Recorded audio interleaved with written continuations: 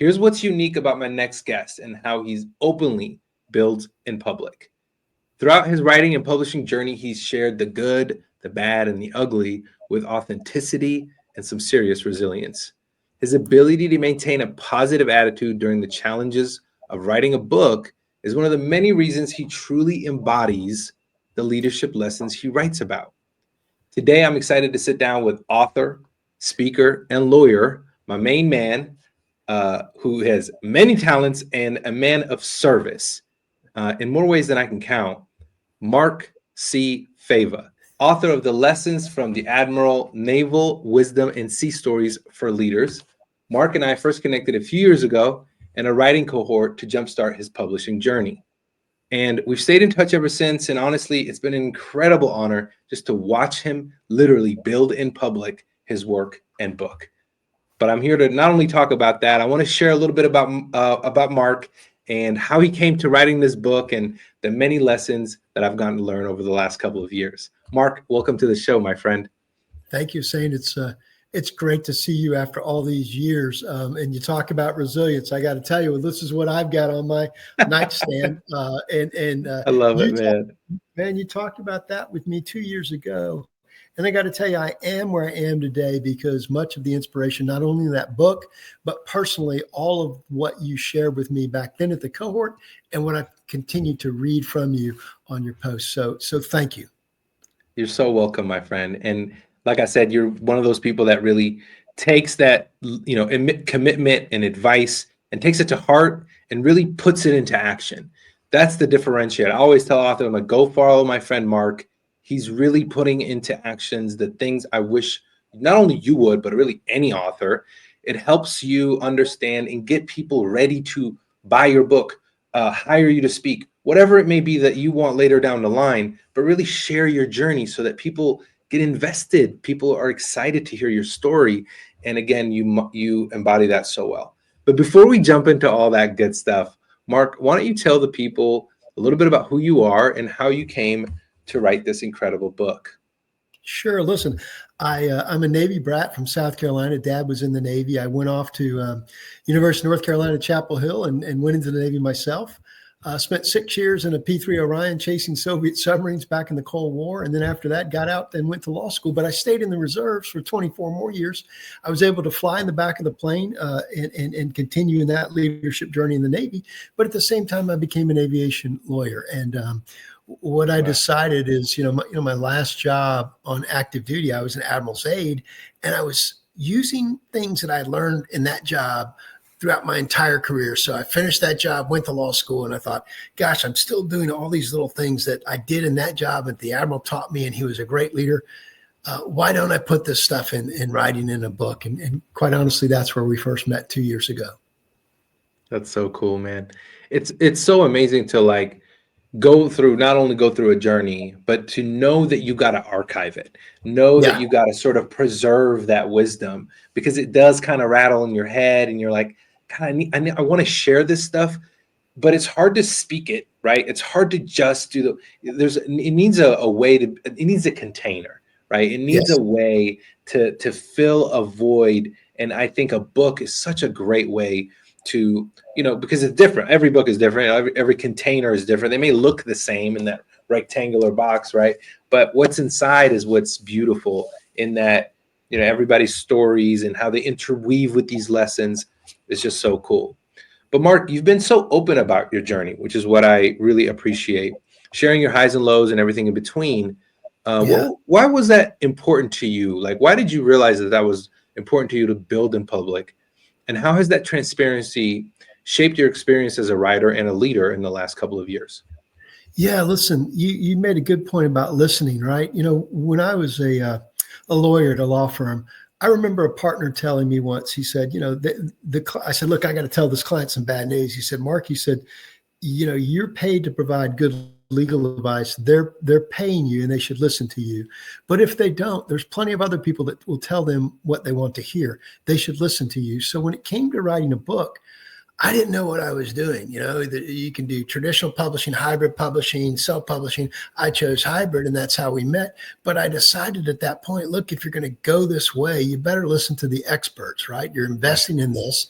And that's what I did. And you and others told me, tell everybody about your journey. And, it's so funny because I remember at that cohort, we all sat around the table that first week and it was like an AA meeting. We had to introduce ourselves. And then we had to say, my name is Mark Fava and I'm an author. And I was like, I haven't published anything yet. How can I say that? And they said, no, you said, hey man, you got to do this. You got to get it out there. And amazing things happen when you start telling your story. Just amazing things happen when you put it out there.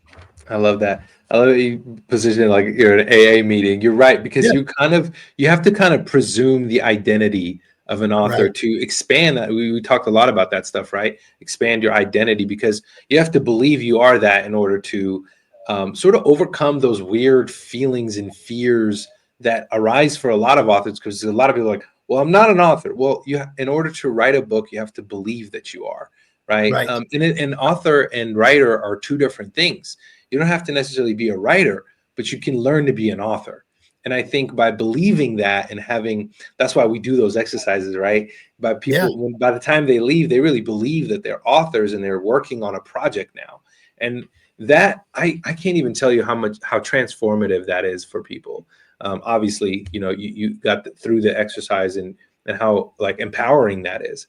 But what's cool about that too, though, is you started sharing on LinkedIn specifically. I started seeing a lot of your posts.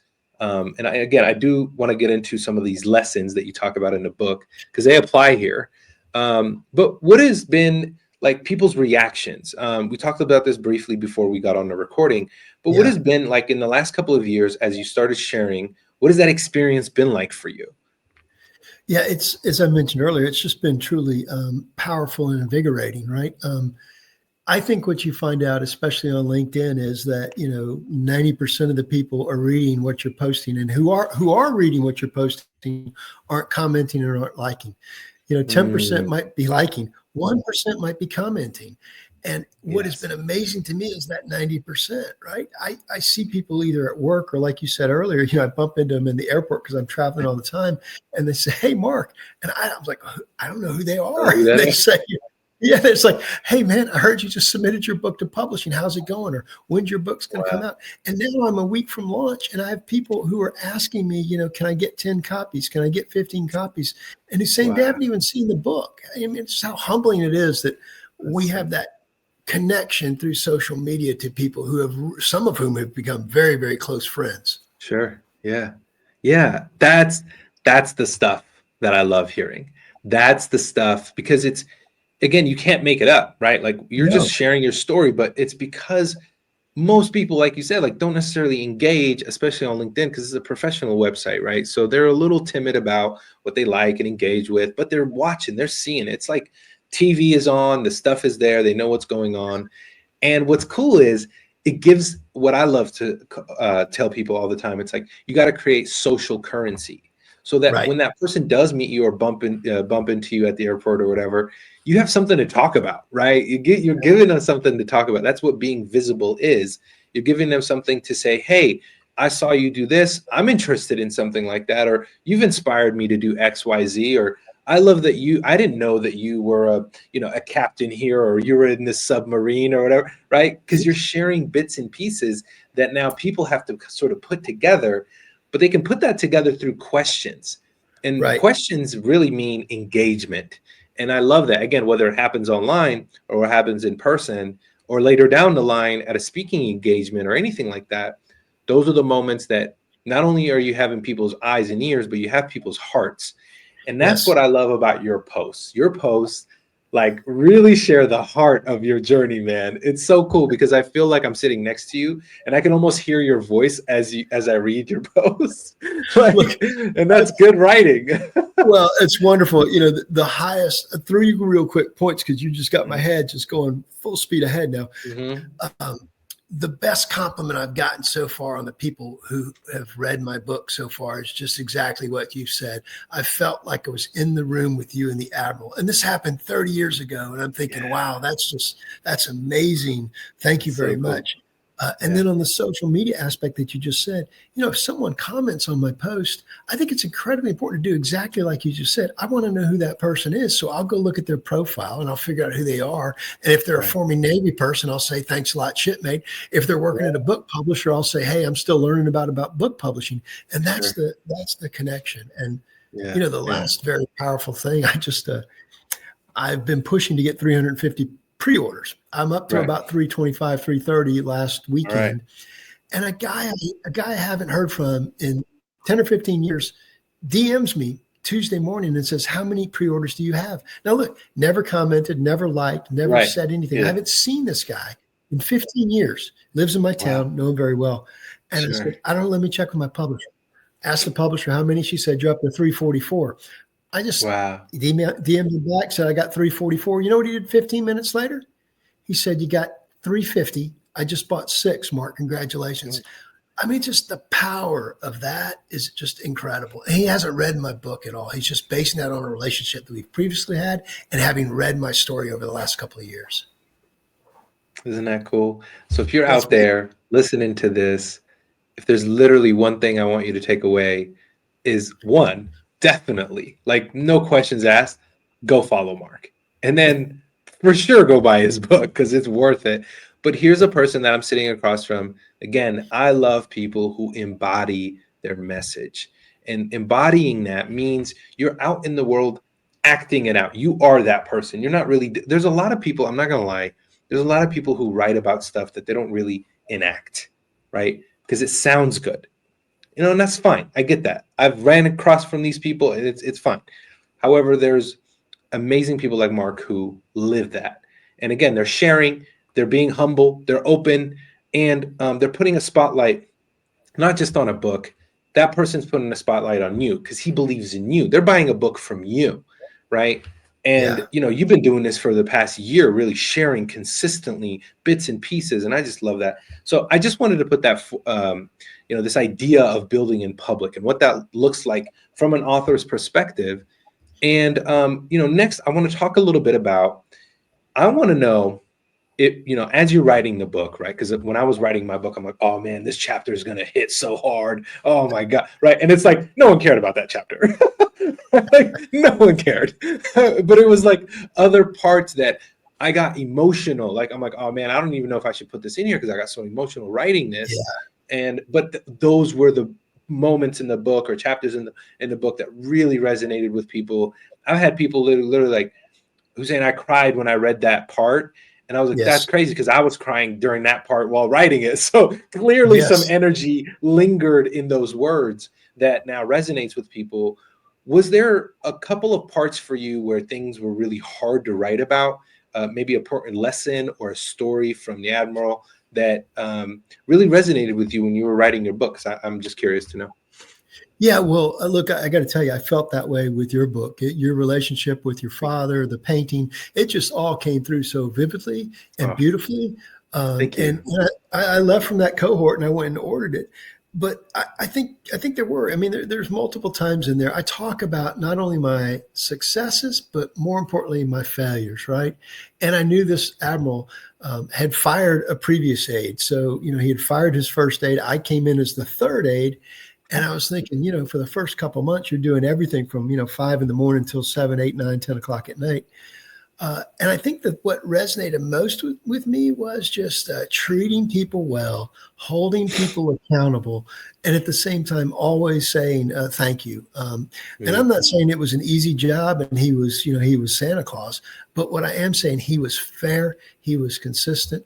And there were times where I failed miserably. I tell a story about, one time I'm driving him and he wants to go by a marina and look at some boats. And as I'm turning the car around in front of the marina, the front wheels fall off the ramp that goes down into the water and we get stuck. And I'm thinking, this is not good. I'm going to be fired. But he handled it very diplomatically and is a great story we got out of it. And there was another time where, I showed up with him. He told me in the first chapter, he said, I don't like to be late. Let's never be late. I said, yes, sir. There was one time where we took off out of New Orleans and we were heading to Jacksonville. Can you not believe that I miscalculated the time and forgot the 1 hour time difference? Uh, So as we're flying into Jacksonville, I look at my watch and he said, "What time does the ceremony begin?" And I tell him, he goes, "Well, that can't be right because that's right now." We were an hour late. no.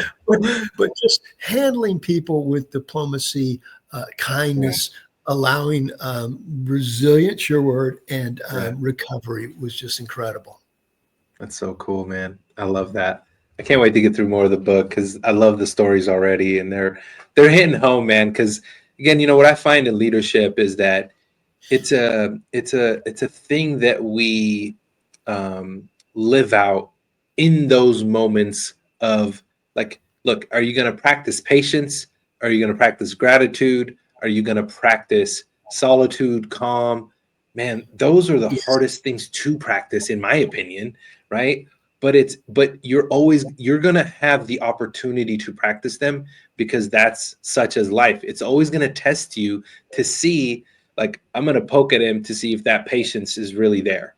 I'm going to right, poke at him to see if gratitude is really there, or courage, or any other sort of virtue that we sort of want to attain. And it's really not like I have gratitude, right? It's more like, are you practicing it? Because it's going to keep coming up, right? Are you right, practicing patience? Are you practicing? Because it's not a thing that you own, right? You can't. It's not tangible. It's something that you get to do. And I think right, that was one of my favorite things. I never really looked at my father as a leader per se. I mean, he definitely embodies so many of those characteristics, right? But to me, he was just my dad, right? Like I didn't really like when you look at him, he's just like, this is Pops. Like he's a fun guy, right. he's a good guy. But that was the reminder that he always put with me as well, was that, you own nothing. You practice, you get to practice these things. And the more you practice them, the better you get. But there is Yep, no, you're already perfect. So the perfection comes from enacting how well you practice. And man, that stuff like deeply resonates with me. But when I got to write about his stories, those were the ways I learned. I learned because he enacted that stuff in front of me. So I love that, you learned from this man who enacted these lessons in front of you as well. And you got to learn not by writing, but you got to learn from firsthand. That's just so yep. cool, man. So tell me a little bit about, you go around, you speak everywhere. I feel like I'm always looking at a post of you flying somewhere on an airplane, telling me all about this airplane that I had no idea. Like you have so much knowledge about these things, which is so cool to see the behind the scenes. But also you fly everywhere and you give these talks. Can you share a little bit about your speaking career? Sure. Look, I'm very fortunate that much of what I do as a lawyer, I have the ability and the capability to speak at conferences and also in house at my company. So, and now to have the book, it just adds an extra element to be able to do that. So, that's just been wonderful. It's something I very much enjoy. I've always enjoyed it as a lawyer, and I think you and I have talked about this before. But if you can figure out elements in your life that you really love and pursue those, and you think you can possibly give back, the book is A, speaking is B, right? And Mm, I just I really enjoy that, the ability to get before an audience and hopefully share some of these lessons and make them laugh and make them understand that you can fail, that there is. I tell everybody, have a plan, have patience, and things will happen. So it's great to be able to do that, and I've been doing it to the extent I can in my real job. And if I can, I'll take a vacation day and go do it, personally. And the job has allowed me the opportunity to do that, and it's just been really wonderful because it does fuel me. I love that so much.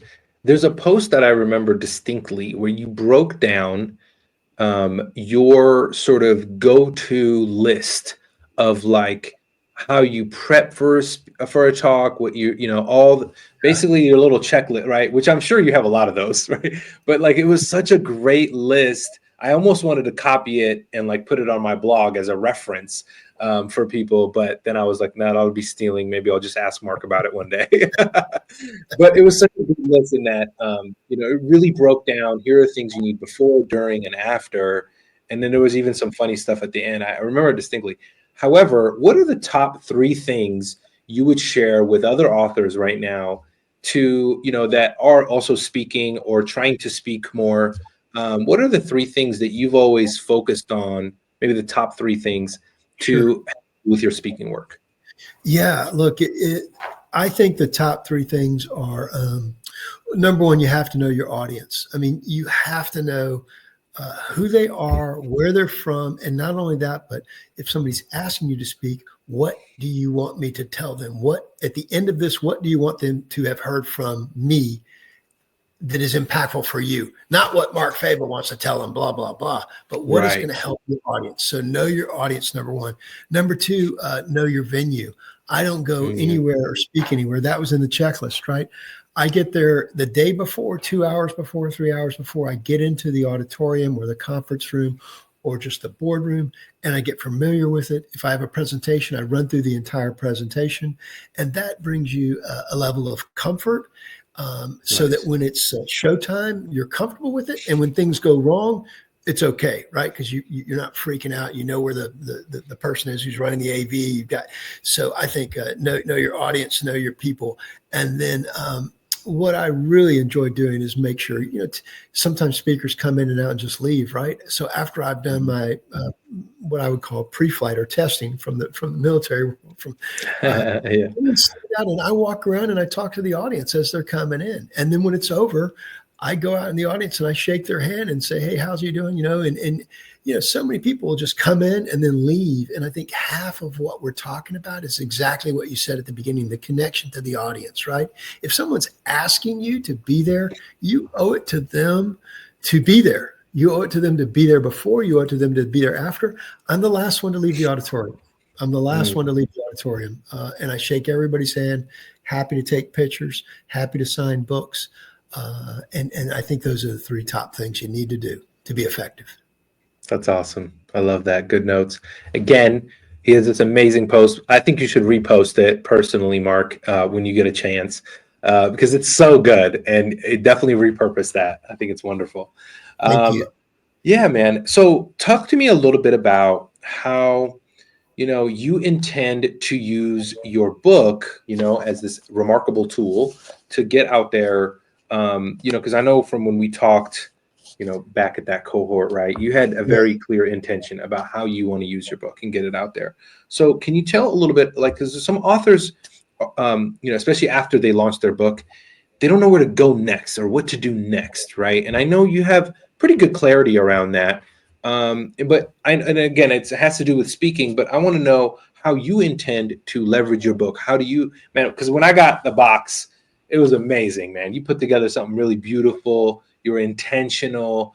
Can you tell me a little bit about that experience? Because that's something that's really, always fascinated me. Like when people are intentional and create an experience and send a box out, you even said, like, I would love for you to take a picture of this and put it on social media. Like it was a very, like, here's a call to action for you, here's how you can support me. And then I want to talk about the lower level of that, which is there's an underlying fear. But before I talk about that, I want to know what your intentions are with how you want to leverage your book next. Yeah, and again, a good publisher that you told me and many other people told me from the very beginning is, if you're out to make millions on your book, it ain't going to happen, right? It's like being in the NFL. It's like, Melania is going to do that. Tay Tay's going to do that. Mark Fava's not going to do that. But if you want to get your message out to people such that you can then leverage that book to continue to tell your message in other venues, that's what I'm doing. So I'll be lucky to Mm, break even on my book. But that's not the return on the investment. The return on the investment is while I have a full-time job, I will continue to work that job. And then on the side, I hope to be able to continue to speak with the hopes of maybe one day, no time soon, retiring and just speaking full time. And that would just be wonderful. And the book gets me there. And let me tell you this right now, while I have a full time job, if I'm asked to speak, I say, look, I got a full time job. I quite honestly, I probably don't. They'll say, "What's your fee?" I said, "I don't want a fee." I said, "But I got a great book. How about we mm, just, you just there's 300 people in the audience. Let's just negotiate a sponsor for the book. It's amazing that Sweet. the people that will do that, right? So Yeah. I've got a speaking conference before 300 lawyers in April, and guess Wow. what? They're not paying me to speak, but they've got a law firm that's going to buy 300 books, and everybody's going to walk home with a book. Now, look, I got to tell you, getting a book is better than a koozie. It's better than one of those squishy things Balls or for, whatever. Yeah. yeah, for Little nerds. balls. Yeah, it's better than a water bottle. Yeah. Maybe it's because I'm a book person and I'm clearly biased towards my book, but I just think that's wonderful. And that's just another way you can leverage a book. And look, Yeah. how about this? I don't want a fee. How about the book? And people will do it. Yeah. That's amazing, man. I think you should get both personally, but I'm selfish. I'm a money hungry guy, so no. I got a family to feed, man. No, but again, it's one of those things. You're just so intentional about how you're. It's again, I said this earlier in one of my posts. I was like, your book is a tool, but it's only as good as how well you use that tool, right? Yeah. Um, there's tools everywhere, but how well you use that tool is really up to you, and it's your job to learn how you can use the tool, right? And Right. so it's not the marketing person's job. It's be intentional, and then all of a sudden marketing makes sense. All of a sudden your website makes sense. All of a sudden LinkedIn makes sense because now you're intentional with how you want to use the thing. And I love Yes. that because you're about spreading a message. You got sort of this mission vibe about you, which is what I love. And you want to get out there and you want to share these beautiful lessons that you got lucky to learn. And from those lessons, you're like, well, I am that example of what happened when you apply the lessons. Right. Career growth, people growth, this company, the people I get to run into, they all love this energy that I get to have and harness. But here's how you can do that too. And I love that because it's an interesting way of saying, like, here's how you can improve your work and life and resume, but not in those words, right? It's really like very story driven and very almost poetic, right? Which I love. So on that note, my friend, what is the number one thing, right? Now that there are authors coming in behind you, right? Maybe they're starting up, maybe they're thinking about starting or publishing a book, or maybe they're at the, kind of the stage you're in and they're just thinking about how to like market their book. What was one piece of like, if I knew this starting out, this is what I want you to know to Yeah. other authors, what would that be? Yeah. I would tell you if I knew how hard it was going to be, I might have thought twice. And again, people will tell you this. You guys told us that at the very beginning. You talked to us about, the ups and downs, and you're going to get to a point when you get to the down that you're going to hate your book and you're going to want to quit. We had a really, really, really big down that you and I experienced it. And I think I'm the only one of our cohort that continued and kept going. Oh, But I got to tell you, the rewards of persistence um, are phenomenal. So here we are 2 years later, and it's still hard, Hussein. Someone told me, you think you publish the book and you're done. Man, the marketing, I've past 6 weeks, the book launches next week. I don't think I've got more than 3 or 4 hours sleep the past 6 weeks because every night, to your point, you told me focus on your channels, right? So my channels are LinkedIn, Facebook professional, Facebook personal, and I'm trying to figure out Instagram. I ain't figured it out yet, right. but I'm gonna get there. But Yeah. that content is difficult doing that every night.